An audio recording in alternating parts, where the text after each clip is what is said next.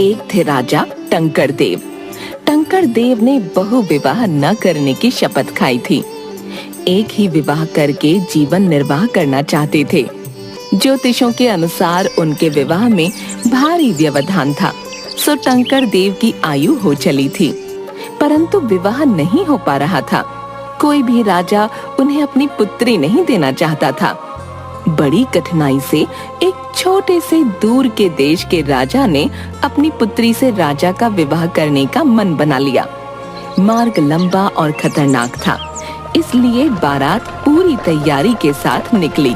होने वाली रानी के लिए सोने की रत्न जड़ित पालकी बनवाई गई। बारात पहुंचने पर वधू पक्ष ने राजा तथा पूरी बारात का स्वागत किया। राजन, हमारे यहाँ एक रीत है कि जब तक दुल्हन अपने ससुराल न पहुँच जाए वो घूंघट में रहेगी। न आप उसका मुख देखेंगे न वो। बिना किसी बाधा के विवाह संपन्न हुआ। बारात रानी को लेकर अपने राज्य की ओर चल पड़ी। रात होने लगी, परंतु जंगल पार न हो पाया। महाराज, सूर्य अस्त होने वाला है और जंगल का मार्ग अभी बहुत लंबा है। आज अमावस्या भी है, थोड़ी देर में अंधेरा छा जाएगा। ऐसे में यात्रा करना सुरक्षित नहीं, दिशा भ्रम हो सकता है। ठीक है, आज रात यहीं रुक जाते हैं। आप पहरा कड़ा कर दीजिए। पूरी बारात वहीं जंगल में रुक गई। कई सिपाही तंबू गाड़ने लगे, कुछ लकड़ियां जलाकर चूल्हे का इंतजाम करने लगे, कुछ हाथी घोड़ों का चारा देने लगे। सभी भोजन करके अपने शिविरों में चले गए। अंधेरा होते ही जंगल भयानक हो गया। जंगली जानवरों की डरावनी आवाजें आने लगीं। राजा और रानी के शिविरों का पहरा कड़ा कर दिया गया। तभी तेज तूफान आ गया, आंधी चलने लगी। जैसे तैसे रात बीती। सवेरा होने पर, महाराज क्षमा कीजिए, कल तूफान आने से एक भारी पेड़ महारानी की पालकी पर गिर गया है, इस कारण वो टूट गई है। राजा सेनापति और मंत्री के साथ पालकी वाले स्थान पर आ जाता है। पालकी को देखकर, ये तो पूरी टूट गई, मरम्मत में तो कई दिन लग जाएंगे। तो क्या रानी विवाह के पश्चात पालकी के बिना अपने राज्य जाएगी? वो मेरे बारे में क्या सोचेगी? पर राजन, परवर कुछ नहीं, कारीगर को बुलाइए, ना आए तो उठा कर ले आइए, पर बिना पालकी के बारात यहाँ से आगे नहीं जाएगी। महाराज, मैंने सब पता कर लिया है। यहाँ से थोड़ी दूर एक बहुत बड़ा गुरुकुल है, क्यों ना पालकी ठीक होने तक हम वहीं ठहरें। तभी एक दासी भागी भागी आती है। वह बहुत घबराई हुई थी। महाराज, महाराज। क्या हुआ? महाराज, वो क्या? ठीक से बताओ। रानी अपने शिविर में नहीं है। हमने आसपास सब जगह देख लिया, पर वो कहीं नहीं मिली। ऐसे कैसे रानी गुम हो सकती है? मैं नहीं जानती। भोर को जब सब उठे तो रानी जी नहीं थी। हम सब दासियों ने बहुत ढूंढा, पर वो अब तक मिली नहीं। सेनापति, जंगल का चप्पा चप्पा छान मारो, देखो रानी कहीं टहल रही हो, मार्ग ना भूल गई हो।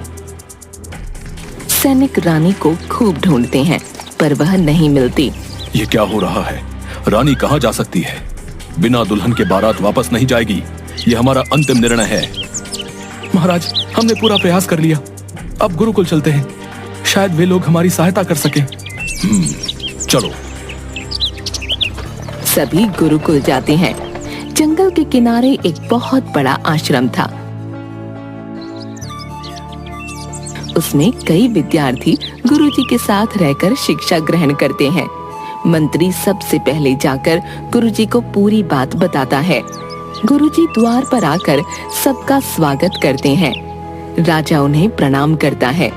राजन, मंत्री जी ने सब कुछ बता दिया है, आप जब तक चाहें यहाँ रह सकते हैं।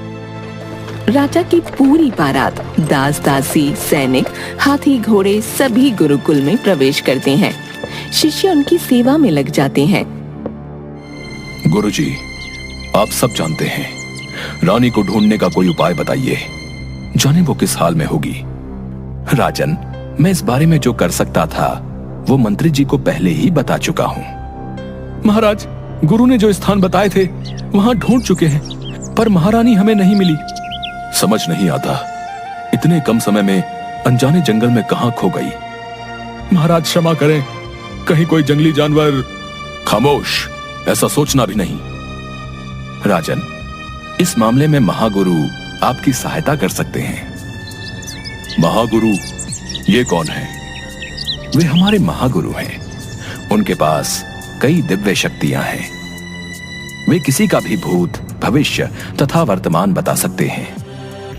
आप कृपया उन्हें हमारी सहायता के लिए बुलाइए, पर एक शर्त है। कैसी शर्त?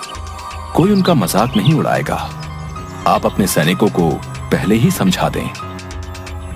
आप निश्चिंत रहें गुरुजी, ऐसा कुछ नहीं होगा।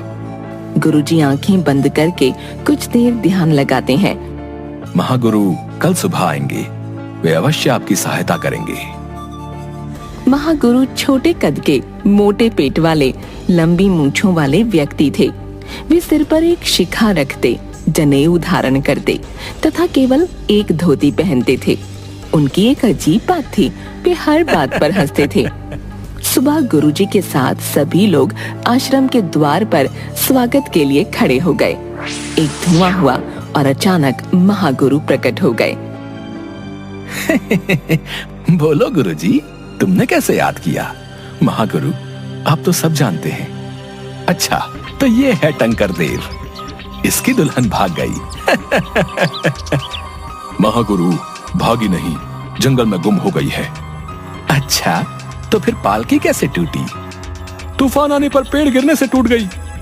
मैंने तुमसे पूछा, बहुत कपटी मंत्री हो। महागुरु, कोई उपाय? यज्ञ की तैयारी करो। आज दोपहर ही यज्ञ होगा, अन्यथा बहुत देर हो जाएगी। गुरु और उनके शिष्य यज्ञ की तैयारी में जुट जाते हैं। तब महागुरु छोटे शिष्यों के साथ वाटिका में उन्हें पौधों की जानकारी देते हैं। सेनापति एक तरफ खड़ा सब देख रहा था। बच्चों, यज्ञ के लिए 7 तरह के फूल तोड़ कर ले आओ। बच्चे भागकर फूल लाकर महागुरु को देते हैं। गुरुजी, अचानक यज्ञ क्यों हो रहा है?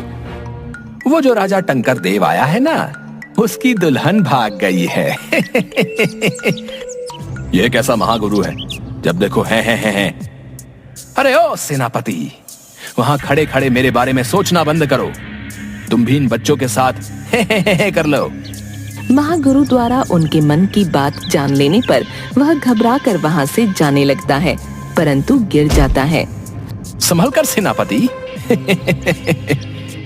दोपहर को यज्ञ के दौरान महागुरु वे फूल अग्नि कुंड में डाल देते हैं।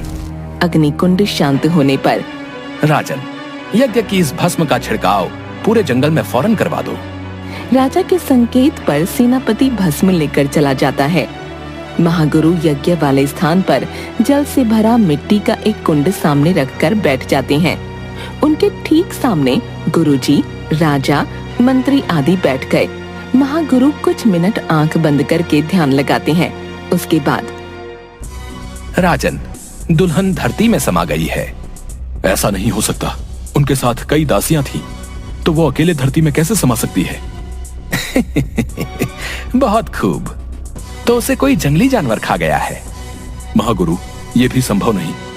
यदि ऐसा होता तो जानवर हम में से किसी और पर भी आक्रमण अवश्य करता, परंतु ऐसा नहीं हुआ। उसे डाकू उठा कर ले गए। हमारे रहते डाकुओं का इतना साहस नहीं हो सकता। ये सुनकर महागुरु बहुत हंसते हैं। राजन, मैं तुम्हें तुम्हारी रानी से कल मिलवाता हूँ। अभी आश्रम के द्वार पर जाओ। एक स्त्री भटकती हुई यहाँ आ गई है। उसकी दशा ठीक नहीं लगती। उसे अंदर लाओ और हाँ, तुम स्वयं उसकी सेवा करो। उसके लिए भोजन पकाओ। ध्यान रहे, कोई और तुम्हारी सहायता नहीं करेगा। जैसी आपकी आज्ञा। राजा को द्वार पर एक बहुत ही थकी हुई स्त्री मिलती है। वह उसे अंदर लाकर पानी पिलाता है, भोजन पका कर खिलाता है। राजा को ये सब करते देख ये महागुरु पागल लगता है। जिस राजा के असंख्य सेवक हैं, उसी को सेवक बना दिया। अचानक पीछे से महागुरु की आवाज आई। अरे ओ मंत्री, क्या कहा? मैं पागल हूँ? मंत्री घबरा कर भाग जाता है। महागुरु हंसने लगते हैं। सुबह राजा महागुरु और गुरुजी को प्रणाम करके, महागुरु, आपने कहा था कि आप सुबह रानी। जाओ, उस स्त्री को बुलाओ। उसके आने पर धीरज रखो टंकर देव। बेटी, तुम यहाँ कैसे आई? जी, मैं मार्ग भटक गई हूँ। जानती हो तुम्हें कहाँ जाना है? ये सुनकर वह रोने लगती है। तुम्हारे साथ जो कुछ हुआ है मैं सब जानता हूँ, पर तुम्हारे मुख से सुनना चाहता हूँ। जी, मैं सांची नरेश की पुत्री वैभवी हूँ। मेरा विवाह राजा टंकर देव के साथ हुआ था, परंतु विवाह के बाद जब मैं अपने कक्ष में आई तो देखा मेरी दासी कुंठा, जो मेरी बचपन की सखी भी है, दुल्हन बनकर मेरे कक्ष में खड़ी थी। जब मैंने उससे पूछा तो उसने कहा कि अब राजा टंकर देव की वह रानी कहलाएगी। उसके भाई और कुछ लोग मुझे उठाकर एक अनजाने स्थान पर ले गए। बड़ी मुश्किल से वहां से जान बचाकर भागी हूँ। बेटी, जिसने तुम्हारी सेवा की है वही तुम्हारा पति टंकर देव है, ये सत्य है। परंतु महागुरु, रानी की दासी ने ऐसा क्यों किया?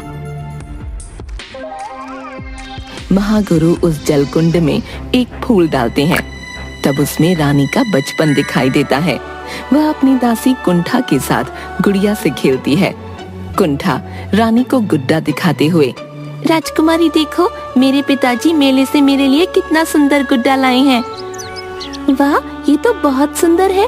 कुंठा, तू इसका क्या करेगी? ला मुझे दे दे। नहीं, यह मेरा है, मैं तुम्हें नहीं दूंगी। पर राजकुमारी उससे वह गुड्डा जबरदस्ती छीन लेती है। बेचारी कुंठा रोती हुई चली जाती है।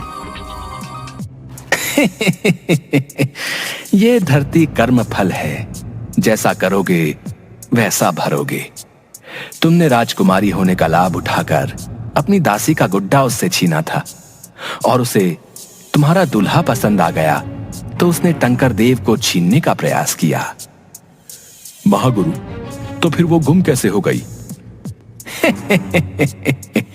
गुम नहीं हुई, भाग गई है, क्योंकि वो बाद में डर गई कि यदि पकड़ी गई तो मारी जाएगी। दासी है ना, रानी बनने से घबरा गई। तूफान के समय उसके आदमियों ने ही पेड़ को जानबूझकर पालकी पर गिराया ताकि बारात को आगे बढ़ने से रोका जाए, और मौका मिलते ही कुंठा को भगा दे। ऐसा हुआ भी है।